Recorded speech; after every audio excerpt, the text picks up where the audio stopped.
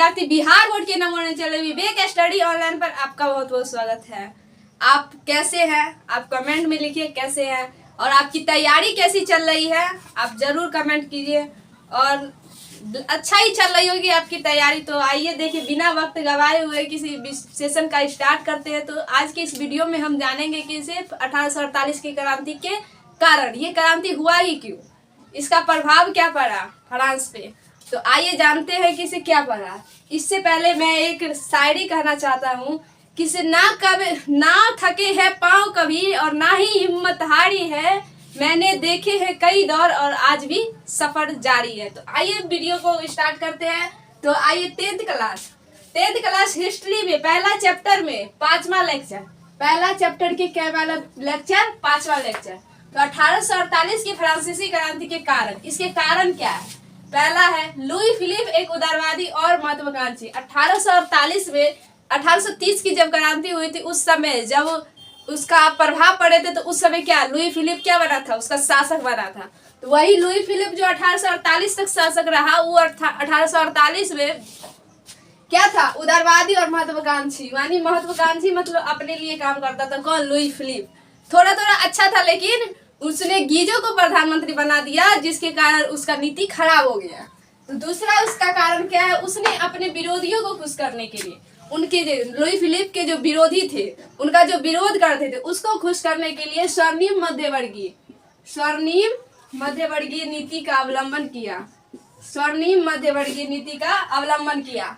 और 1840 में ये पूछ सकता है, गीजो 1840 में गीजो को प्रधानमंत्री नियुक्त किया, जो कट्टर प्रतिक्रियावादी था।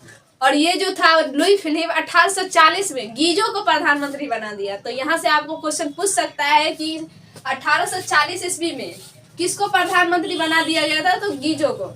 तो ये भी पूछ सकता है फ्रांस का प्रधानमंत्री कौन है?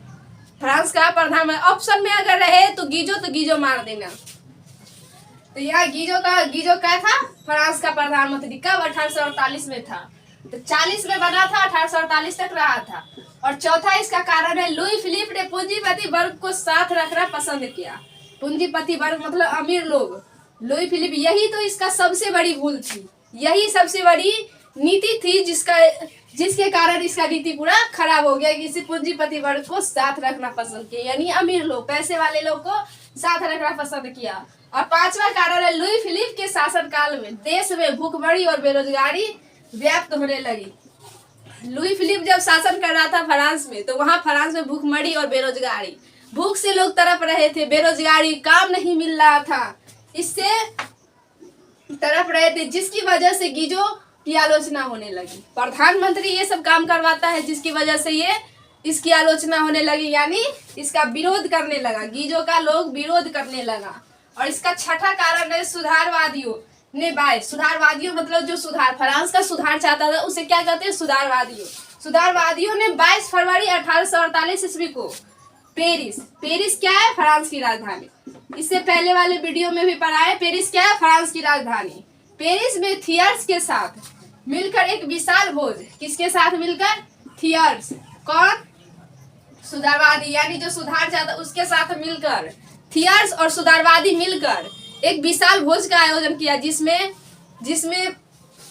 विशाल भोज का आयोजन किया। कब? 1848 ईस्वी में। 1848 यानी 22 फरवरी 1848 ईस्वी में किया। जगह जगह पर अवरोध लगाए गए। अवरोध मतलब लुई फिलिप का विरोध करे, उसी को कहते हैं अवरोध लगाए गए। और लुई फिलिप को गद्दी छोड़ने पर मजबूर किया गया। जैसे कोई घटना होता है, जैसे कोई चोरी कर लिया, अगर वो चोर नहीं मिला तो उसका फोटो लगाया जाता है कहीं कहीं पे, तो उससे पहचान किया जाता है कि हाँ, अगर कोई देखेगा उसको तो पकड़ेगा। तो वही जगह जगह पर इसका अवरोध लगाया गया, जिसके कारण लुई फिलिप को गद्दी छोड़ने पर मजबूर कर दिया गया। और इसी विश्व की इस ऐतिहासिक घटना को 1848 की फ्रांसीसी क्रांति के प्रभाव क्या है? तो पहला है 24 फरवरी 1848 को लुई फिलिप। कब? 24 फरवरी 1848 को लुई फिलिप ने गद्दी का त्याग किया और इंग्लैंड चला गया। क्योंकि यहाँ चार्ल्स टेन जो था इंग्लैंड चला गया था, तो ये भी सोचा हम भी इंग्लैंड जाए, एक गया तो दूसरा भी इंग्लैंड चल गया। कब गया था? 24 फरवरी 1848 को। कौन चले गया था? लुई फिलिप इंग्लैंड चले गया था। दूसरा इसका प्रभाव पड़ा फ्रांस पे। फ्रांस में सभी वयस्क पुरुष यानी 21 वर्ष से ज्यादा की उम्र के पुरुष जो थे उसको मताधिकार प्राप्त हुआ, यानी वोट देने का अधिकार प्राप्त किया। और काम के अधिकार की गारंटी, यानी काम करने के लिए उसको गारंटी दिया गई, हाँ इसको काम दिया ही जाएगा। और इसका तीसरा प्रभाव पड़ा गणतंत्रवादियों का नेता लामार्टिन। लामार्टिन था किसका? गणतंत्रवादियों का नेता लामार्टिन। एवं सुधारवादियों का नेता कौन था? लुई ब्ला। लुई ब्ला एक फ्रांस का था। लुई ब्ला फ्रांस का था, जो क्या था? सुधारवादियों का नेता था। दूसरा चैप्टर में इसके बारे में डिटेल से जानेंगे। ये कहा था फ्रांस के बीच दोनों यानी लामार्टिन और लुई ब्ला के बीच मतभेद आरंभ हो गया और लुई नेपोलियन फ्रांस का सम्राट बन गया। लुई फिलिप के बाद कौन आया? Louis Napoleon. कहाँ का सम्राट बना? तो फ्रांस का सम्राट बन गया। और चौथा नंबर इसका प्रभाव है पुरातन व्यवस्था का। पुरातन कहने का मतलब क्या? 1789 की फ्रांसीसी क्रांति से पहले, 1789 में क्रांति हुआ था फ्रांस में, उससे पहले जो व्यवस्था था उसका अंत हुआ और अभी जो चल रहा है 1848 के बाद उसका शुरुआत हुआ। और इटली, जर्मनी आदि जैसे देश भी इस क्रांति से प्रभावित हुए। ये सब देश इटली, जर्मनी, इंग्लैंड, पोलैंड, ये सब प्रभावित हुए। और इसका पांचवा संवैधानिक लोकतंत्र के सिद्धांत पर राष्ट्र राज्य की स्थापना का मांग करने लगा। कौन? यही सब देश, इटली, जर्मनी, ये सब देश जो था ये मांग करने लगा। और इसके बाद जानेंगे इटली के बाधक तत्व। इटली का एकीकरण क्यों नहीं हुआ? उसमें क्या बाधाएं थी जो इटली का एकीकरण नहीं हुआ? तो आइए जानते हैं इटली का बाधक तत्व। इटली का बाधक तत्व है पहला, इटली कई छोटे राज्यों में विभक्त था। आपको पहले ही लेक्चर में बताया था इटली कई राज्यों में विभक्त था। कौन कौन? सिसिली, नेपल्स,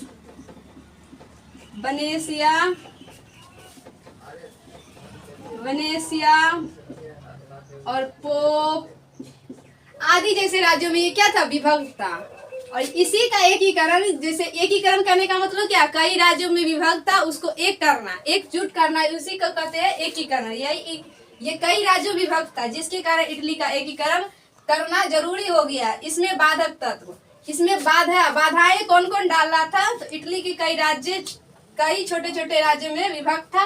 और दूसरा इसका बाधक तत्व इटली पर ऑस्ट्रेलिया तथा फ्रांस जैसे विदेशियों का हस्तक्षेप था। इटली पर कौन हस्तक्षेप कर रहा था? फ्रांस और ऑस्ट्रेलिया मेन रूप से, और आदि देश भी इस पर क्या किया था? हस्तक्षेप करने लगा। और इसका तीसरा बाधक तत्व है पोप का इच्छा। पोप इसी का राज्य है इटली का। पोप का इच्छा था कि इटली का एकीकरण स्वयं उसके नेतृत्व में। इटली चाहता था क्या? पोप चाहता था इटली का एकीकरण हम करें, यानी मेरे नेतृत्व में हो, स्वयं उसके नेतृत्व में हो, पोप चाहता था। और आगे जानते हैं इटली के सहायक तत्व कौन कौन से हैं। सहायक तत्व इटली के एकीकरण में क्या सहायक रहा? कौन कौन से तत्व है जो सहायक रहा? तो देखिए यहाँ जानिए। राष्ट्रवादी विचारधाराओं का प्रभाव, यानी देश के प्रति प्रेम रहेगा तो ही इस पर प्रभाव पड़ा था। देश के प्रति प्रेम था इसलिए इटली का एकीकरण संभव हुआ था। इसका भी प्रभाव इटली पर पड़ा था।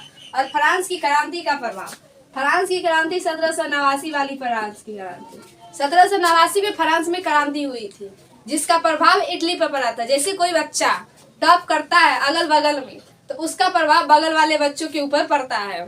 इसे हम भी पढ़ रहे थे और वो भी पढ़ रहा था, वो भी 10th में था, हम भी 10th में थे, और वो टॉप कर गया, हम फेल कर गया, तो उसका प्रभाव उस पर पड़ा। किसी वो टॉप कर गया, वो भी तो पढ़ रहा था, हम भी पढ़ रहे थे, कैसे हम फेल कर गए, इसका प्रभाव पड़ा। इसी तरह फ्रांस में जब क्रांति हुई थी तो इसका प्रभाव इटली पर पड़ा था। तो इसका तीसरा सहायक तत्व कौन है? इटली विजय के बाद नेपोलियन द्वारा इटली को 3 गणराज्य में गठन, सिस्पाइन, लिगुलियन और ट्रांसपेडन। इसका 3 कौन? नेपोलियन ने। इटली, जब नेपोलियन इटली में था, इटली का फ्रांस और इटली में जब युद्ध हुआ था तो नेपोलियन ने इटली पर विजय प्राप्त की। तो इटली को नेपोलियन ने 3 गणराज्यों में विभक्त कर दिया, यानी गठन कर दिया गया था, सिस्पाइन, लिगुलियन और ट्रांसपेडन में। और तो इसका चौथा है वियना कांग्रेस के द्वारा 2 राज्य पिडमॉन्ट। वियना कांग्रेस, वियना क्या है, वियना क्या, आप कमेंट में लिखिए। वियना कांग्रेस के द्वारा 2 राज्य पिडमॉन्ट और सार्डिनिया, पिडमॉन्ट और सार्डिनिया का एकीकरण। वियना कांग्रेस यानी ऑस्ट्रेलिया, ऑस्ट्रेलिया वियना जो है ऑस्ट्रेलिया की राजधानी है, जिसके द्वारा पिडमॉन्ट और सार्डिनिया का एकीकरण हुआ। मेटरनिक की प्रतिक्रियावादी सोच, मेटरनिक का प्रतिक्रियावादी सोच था, जिसके कारण इटली का सहायक तत्व बना। इसमें सहायक रहा मेटरनिक का प्रतिक्रियावादी सोच दूसरे के प्रति। और नागरिक आंदोलन, जहाँ लोगों के बीच आंदोलन हुए, उसके कारण भी, या नागरिक आंदोलन कौन चालू किया था, तो नेपोलियन ने चालू किया था नागरिक संहिता आंदोलन। तो क्या इटली के एकीकरण में सहायक रहा। मेजनी कांड काबूर और गैरीबाल्टी का योगदान रहा। मेजनी कांड काबूर और गैरीबाल्टी का बहुत योगदान रहा। ये आपके बुक में क्वेश्चन भी है, पूछता भी है, इसे इटली के एकीकरण में मेजनी का योगदान का वर्णन करे, तो ये पूछता है। तो आज तक इतना ही रहेगा। आइए आज लाइव क्लास में 6 बजे आपके लिए मैं यहाँ खड़ी हूँ, और लाइव क्लास में जुड़ना ना भूले। धन्यवाद।